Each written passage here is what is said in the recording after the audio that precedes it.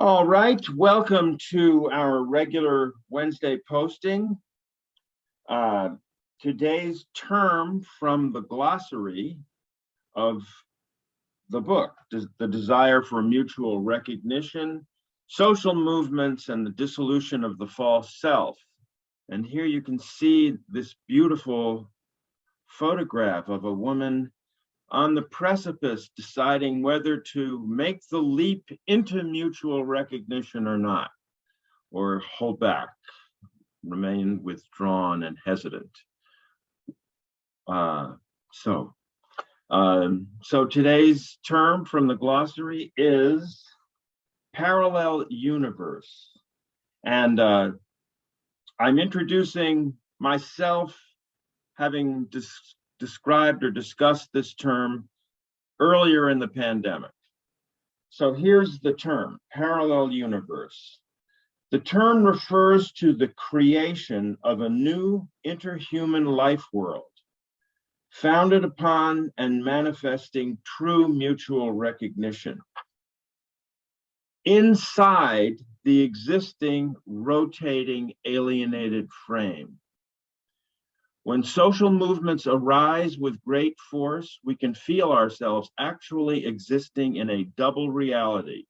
On the one hand, we remain attached and still drawn to the pull of the alienated world that has conditioned us. On the other, we can feel the emergence of a lively new coexisting psycho-spiritual field that both calls upon and supports us in transcending the claim on us made by the received world of our conditioning. Chapters 7 and 10 in this book emphasize the importance of intentionally building a parallel universe as central to the success of social spiritual activism. So, in my lifetime, the most powerful experience of the parallel universe was during the famous 1960s, which, as I've said, took place sometime in the mid-60s to sometime that may not be over yet, but maybe began to subside in the mid-70s. And what happened was the parallel universe of the movement, the anti-war movement, the civil rights movement, the student movement, the women's movement, the LGBTQ movement, the environmental movement, all these things happened simultaneously. They were each manifestations of the same life force in a way.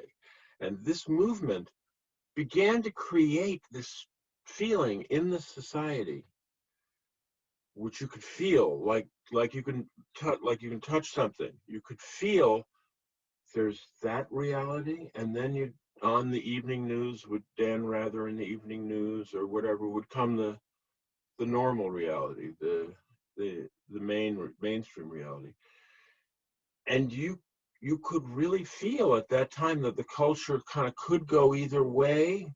You as a young person, I as a young person could go either way. Should I go to law school the way my father says? Or should I drop out and do it and be like Timothy Leary or something? Or, should I go to Berkeley?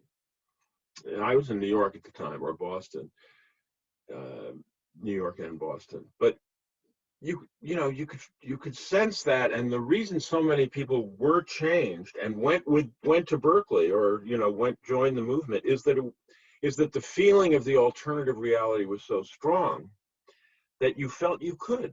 You really felt, I will not be alone if I reject the alienated world that's in front of me.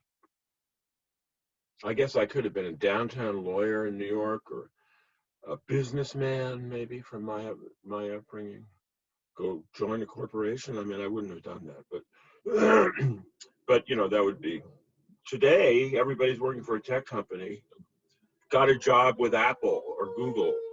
Well, their person was working for Apple or Google or whatever takes the bus down the peninsula with the computer, works long hours, tries to enjoy the dance class they have on the campus there, whatever.